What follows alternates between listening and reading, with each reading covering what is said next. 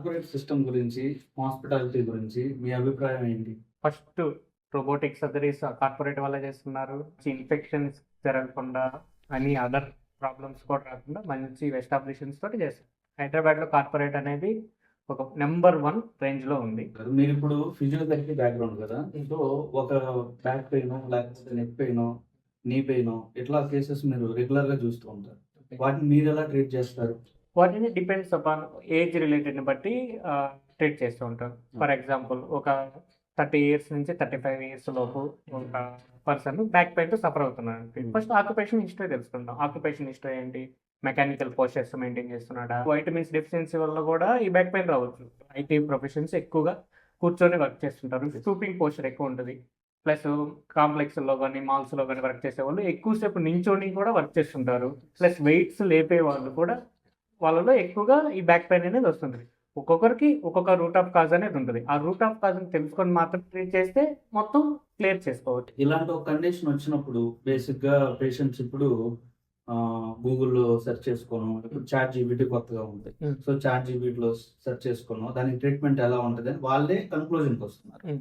So అలాంటి వాళ్ళకి మీరేం చెప్తారు? అలాంటి వాళ్ళకి ఎక్స్ప్లెయిన్ చేస్తాం. అంటే వాళ్ళు అడిగేది కొంతమంది వచ్చేసి బ్యాక్ పెయిన్కి ఇప్పుడు ఎక్కువ పేషెంట్స్ అడిగేది కైరోప్రాక్టిక్ అని అడుగుతారు.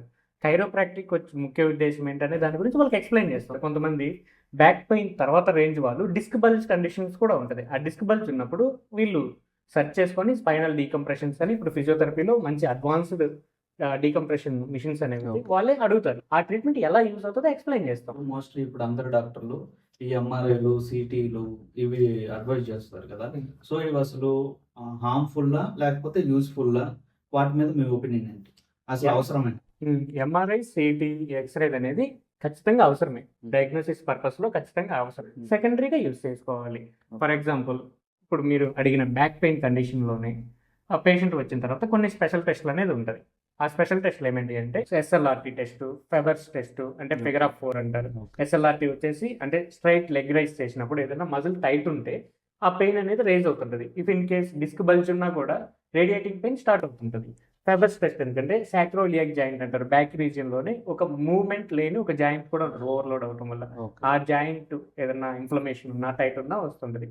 తర్వాత స్లమ్ టెస్ట్ అని ఒకటి ఉంటుంది. అది సయాటికాకి ఎక్కువ యూజ్ అవుతుంది. ఆ స్పెషల్ టెస్ట్లు చేసుకున్న తర్వాత వీటిలో పాజిటివ్ ఉండి, పాజిటివ్ మీన్స్ ఏదైనా డిస్క్ రిలేటెడ్ కంప్లైంట్స్ కూడా స్టార్ట్ అవుతుంటే అప్పుడు ఎంఆర్ఐ తీసుకోవాలి. ప్రైమరీ కానీ ఎంఆర్ఐ, ఎక్స్రేలు అవి తీసుకోవడం మన బాడీకి రేడియాలజీ ఎఫెక్ట్స్ అనేది అంత మంచిది కాదు. ఇప్పుడు లేజర్ థెరపీ అని కొత్త రకమైన ట్రీట్మెంట్ బాగా అందరూ ఎక్కువగా వాడుతున్నారు. దానివల్ల నిజంగానే ఉపయోగం ఉంటుందంటారు? లేజర్ థెరపీస్ అనేది టైప్స్ ఆఫ్ లేజర్ థెరపీస్ ఉంటుంది. ఇప్పుడు ఫిజియోథెరపీలో వాడేది క్లాస్ 4 లేజర్ థెరపీస్ యూజ్ చేస్తారు. ఫర్ ఎగ్జాంపుల్ మా క్లినిక్లో వాడే లేజర్ థెరపీ మెయిన్ ఇంటెన్షన్ వచ్చేసి దాని ప్రిన్సిపల్ ఫోటో బయోమాడ్యులేషన్ అనే ఒక మోడ్ తోటి దాన్ని యూజ్ చేస్తూ ఉంటాం. ఆ ఫోటో బయోమాడ్యులేషన్ అనేది మాకు ఎలా యూజ్ అవుతుందంటే మన బాడీలో ఉన్న సెల్లో మైటోకాండ్రియా అనేది పవర్ హౌస్. ఫోటో బయోమాడ్యులేషన్ థెరపీ వల్ల ఆ మైటోకాండ్రియా సెల్ అనేది స్టిమ్యులేట్ అయిపోయి ఒక సెల్ డెత్ రేంజ్లో ఉన్న సెల్ని కూడా రికవరీ చేసి హెల్దీ సెల్ రీకన్స్ట్రక్ట్ చేస్తూ ఉంటుంది. హైపర్ టెన్షన్ అనేది కూడా కామన్గా అందరిలో కనబడుతుంది అనమాట. సో దీన్ని మనం ఫుడ్ చేంజ్ చేసుకోవడం వల్ల కంట్రోల్ చేసుకోవచ్చా, లేకపోతే వన్స్ వచ్చిన తర్వాత తగ్గే ఛాన్సెస్ ఉంటాయా, ఏమైనా అసలు ఉండవా? బ్లడ్ ప్రెషర్ అనేది ఎంతలో ఉంటే మీరు హై బ్లడ్ ప్రెషర్ అనుకుంటారు, డేంజర్ అనుకుంటారు? 160 నుంచి మీరు డేంజర్ అనుకుంటారు. ఒక మంచి బాడీ బిల్డర్ని జిమ్ చేసేటప్పుడు అతను బీపీ చెక్ చేస్తే మినిమం 170 to 180 ఉంటుంది. కానీ అతనికి ఏం డ్యామేజ్ అవ్వట్లేదు. యాక్చువల్గా నేను రీసెంట్గా చదివాను అనమాట, ఒక న్యూస్ పేపర్లో చూశాను. అంటే వరల్డ్ హెల్త్ ఆర్గనైజేషన్ దాని ప్రకారం 140, 150 కూడా ఇప్పుడు కామన్గా అయిపోతుంది. అది చేశారు. 120/80 అనేది నార్మల్ రేంజ్. ఇప్పుడు నేను ఇందాక చెప్పాను, ఒక జిమ్ చేసే పర్సన్ అప్పుడు ఆ టైంలో చూస్తే 170 to 180 ఉంటుంది. దాని మీనింగ్ ఏంటి? అసలు బ్లడ్ ప్రెషర్ ఏంటంటే మన బ్లడ్ని మన మజిల్స్కి కావాల్సినంత వైటమిన్స్ని పంపించాలి. కాబట్టి బ్లడ్ సెల్ యొక్క ముఖ్య ఉద్దేశం ఏంటంటే అది ఒక ట్రాన్స్పోర్టర్. ఇప్పుడు మజిల్కి ప్రోటీన్ కావాలంటే బ్లడ్డే తీసుకెళ్ళాలి, ఆక్సిజన్ కావాలంటే బ్లడ్ సెల్లే తీసుకెళ్ళాలి, వైటమిన్స్ కావాలంటే తీసుకెళ్ళాలి. ఇప్పుడు బాడీ బిల్డర్కి ఏంటంటే మెటబాలిజం ఎక్కువ ఉంటుంది. మెటబాలిజం ఎక్కువ ఉన్నప్పుడు బ్లడ్ ఫ్లో కూడా ఎక్కువ ఉండాలి. ఇందాక చెప్పినట్టు ఫుడ్ ఎంత తీసుకోవాలో ఈ బ్లడ్డే తీసుకెళ్ళాలి. కాబట్టి ఈ బ్లడ్ ప్రెషర్ ఎక్కువ ఉన్నప్పుడు మాత్రమే వాటి శరీర భాగాలన్నిటికీ ఈ వైటమిన్స్, ప్రోటీన్స్ వెళ్తాయి. 180 ఎందుకు ఉండి కూడా పేషెంట్ అతనికి ఎఫెక్ట్ ఎందుకు కాదంటే ఆర్టరీస్లో క్లాట్స్ ఫామ్ అవ్వకుండా, ఫ్యాట్ అనేది ఫామ్ అవ్వకుండా ఉండాలి. ఓకే. వాళ్ళు రిఫైనరీ ఆయిల్స్, ఆ ఫ్యాట్ ఫామ్ అయ్యేవి తీసుకోకుండా ఉంటారు. అటువంటప్పుడు 170, 180 ఉన్న ప్రాబ్లం ఏమి ఉండదు. ఓకే. ఓకేనా. ఇప్పుడు ఎగ్జాంపుల్ స్ట్రోక్స్ 160, 170 బ్లడ్ ప్రెషర్ ఉండి స్ట్రోక్ ఎఫెక్ట్ అయిన వాళ్ళు కూడా ఉంటారు. దాని మీనింగ్ ఏంటి? వాళ్ళ ఆర్టరీలో కొలెస్ట్రాల్ లెవెల్స్ అనేది బ్లాకేజ్ ఎక్కువ ఉంది. ఈ 180 ఉన్న పర్సన్లో ఆ బ్లాక్ అనేది లేదు. ఎక్కడైతే బ్లాక్ ఉంటుందో అక్కడ ఆగిపోతుంది. అక్కడ ఆగిపోయిందంటే ఆ సప్లై చేసే పార్ట్ అనేది పనిచేయకుండా ఆగిపోతుంది. దీంట్లో టైప్స్ చాలా ఉంటాయి.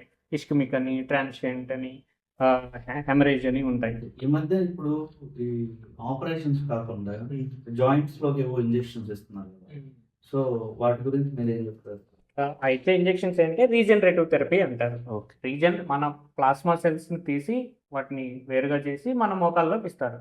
అది సక్సెస్ఫుల్ థెరపీనే, కానీ ఇచ్చే స్టేజెస్ని బట్టి ఉంటుంటుంది. ఇప్పుడు లైక్ మోకాలి అరుగుదలని గ్రేడ్ 1, గ్రేడ్ 2, గ్రేడ్ 3, గ్రేడ్ 4 కింద డయాగ్నోస్ చేసుకుంటారు. గ్రేడ్ 1, గ్రేడ్ 2లో అవుతుంది. ఓకే. అది చూసుకొని వెళ్ళాలి. మోకాలు నొప్పికి చేస్తున్నారు కదా మంచిగానే అని వెళ్తే అంత యూజ్ ఉండదు. ఇప్పుడు కొంతమంది అసలు సర్జరీకి వెళ్ళడానికి చాలా భయం ఉంటుంది అనమాట. సో వాళ్ళు మీ దగ్గరకు వస్తారు. ఒకసారి కొంచెం తగ్గింది, తర్వాత మళ్ళీ రిపీట్ అయింది, మళ్ళీ ట్రీట్మెంట్ చేయించుకున్నారు, మళ్ళీ తగ్గుతుంది. అలా కాకుండా వాళ్ళు రాకుండా ఉండాలి అంటే లైఫ్ లాంగ్ చేయకూడని ఏమన్నా పనులు ఉంటాయా? చేయకూడదు. మనకు దేవుడిచ్చిన బాడీని దాని విధంగా వాడుకుంటే ఇటువంటి ప్రాబ్లమ్స్ ఏమి ఉండదు. అంటే ఇప్పుడు మనం ఎక్కువగా కొంతమంది పేషెంట్స్ ఏం చెప్తారంటే 40 మినిట్స్ కూర్చున్నాను, బ్యాక్ పెయిన్ స్టార్ట్ అయింది. 40 మినిట్స్ కూర్చుంటే బ్యాక్ పెయిన్ స్టార్ట్ అయితే అదృష్టవంతుడు. 40 మినిట్స్ బేర్ చేయగలుగుతుందంటే అతని బాడీ ఎంతో బేర్ చేస్తుంది. 45 మినిట్స్, 40 మినిట్స్ అనేది కూర్చోవడం మంచిది కాదు. ఓకే. ఓకేనా. అంటే ఒకటే యాక్టివిటీలో ఉన్నారు. ఒక డంబెల్ తీసుకొని 5 సెకండ్స్ హోల్డ్ చేయండి, ఇది వెయిట్ బేరింగ్ మజిల్, ఇలాగ కంట్రాక్షన్ చేసి 5 మినిట్స్ కూడా హోల్డ్ చేయలేము. అటువంటిది బ్యాక్ 40 మినిట్స్ వెయిట్ బేర్ చేయగలిగిందంటే మీరు చాలా హెల్దీగా ఉన్నారు మాత్రం. ఓకే. ఓకేనా. పోస్చర్ మెయింటెనెన్స్, ఎలా కూర్చోవాలి, ఎలా ఉండాలి అనేది చేసుకోవాలి. కొంతమందికి ఏంటంటే 10 to 15 మినిట్స్లోనే పెయిన్ వస్తుంటుంది. వాళ్ళకి వీక్నెస్ వల్ల రావచ్చు, మజిల్ టైట్ అవ్వడం వల్ల రావచ్చు. వీక్నెస్ వల్ల వస్తే స్ట్రెంథనింగ్ ఎక్సర్సైజ్ చేసుకోవాలి. స్ట్రెంథనింగ్ ఎక్సర్సైజ్ చేసుకుంటే అటువంటి ప్రాబ్లం ఏమి ఉండదు. ప్లస్ స్ట్రెచ్చింగ్స్ కూడా చేసుకోవాలి. ఫ్లెక్సిబిలిటీ లేకపోయినా పెయిన్స్ వస్తూ ఉంటాయి. ఇప్పుడు వైద్యం అనేది పెద్ద వ్యాపారంగా మారింది అనేది బయట నడుస్తుంటారు. దాని మీద మీ స్పందన ఏంటి? వైద్యం అనేది వ్యాపారంగానే మార్చింది పేషెంట్సే అనుకోవాలి. ఎందుకంటే కొంతమంది ముందుగానే ఎంఆర్ఐ చేసుకొని వస్తారు, ప్లస్ వాళ్ళే ట్రీట్మెంట్స్ చెప్తారు. వాళ్ళ ట్రీట్మెంట్ చేయకపోతేనే వాళ్ళు సాటిస్ఫై అవ్వరు, వాళ్ళు చెప్పింది చేస్తే మనకి సాటిస్ఫాక్షన్ ఉండదు. రెండింటికి ఛార్జ్ చేసుకోవాలి. ఇప్పుడు బ్యాక్ పెయిన్తో మీరే వచ్చినప్పుడు కైరో అడిగారు, కానీ కైరోకి తగ్గని పెయిన్ అది. కైరోకి తగ్గదు కాబట్టి నా ట్రీట్మెంట్ చేయాలిగా. నా ట్రీట్మెంట్ ఏంటి? మాన్యువల్ థెరపీనా, కప్పింగ్ థెరపీనా, లేకపోతే ఎలక్ట్రోథెరపీనా చేయాలి.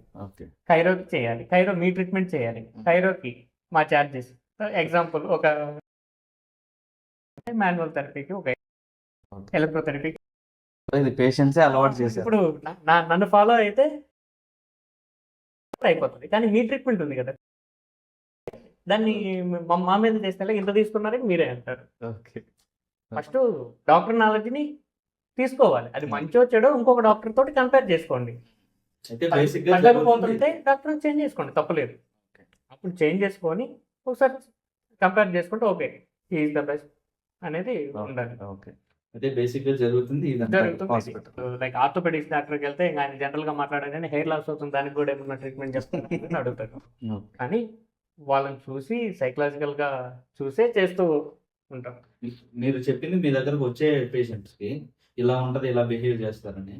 అసలు ఈ భయంతో హాస్పిటల్కే రాకుండా ఒక కండిషన్ ఏదైనా ప్రాబ్లం వచ్చినప్పుడు దాన్ని పెద్దగా పొడిగించుకుంటూ క్రానిక్ గా చేసుకునే వాళ్ళు ఉంటారు. వాళ్ళకి మీరేం చెప్తారు? వాళ్ళకి ఇన్సూరెన్స్ తీసుకోమని చెప్పాలి. ఎందుకు భయపడటం, ఎందుకు ఇంకా పొడిగించుకోవడం ఎందుకు? ఇన్సూరెన్స్ కట్టుకోండి, ఏ ప్రాబ్లం వచ్చినా పొడిగించుకోకుండా మధ్యలోనే చూపించుకోండి. బేసిక్ గా మన దగ్గర ఇన్సూరెన్స్ తో వచ్చే పేషెంట్స్ చాలా తక్కువ కదా. ఫిజియోథెరపీలో చాలా తక్కువ. కార్పొరేట్కి వెళ్ళి సగం ఈ డయాగ్నోస్టిక్ సెంటర్లు, ఈ కార్పొరేట్లు అంతా. మీరు అన్నట్టు ఇప్పుడు ఇన్సూరెన్స్ తో వచ్చిన వాళ్ళకి మీరు బిల్స్ ఇస్తే క్లెయిమ్ అవుతాయా? ఫిజియోథెరపీ కూడా డిపెండ్స్ అపాన్ ఇన్సూరెన్స్ కంపెనీని బట్టి ఉంటుంది. మంచి కంపెనీస్ అంటే క్లెయిమ్ అయ్యాయంటే చేసుకుంటాం. మాకు చాలా క్వశ్చన్స్ ఆన్సర్ చేశారు ఓపికగా. చాలా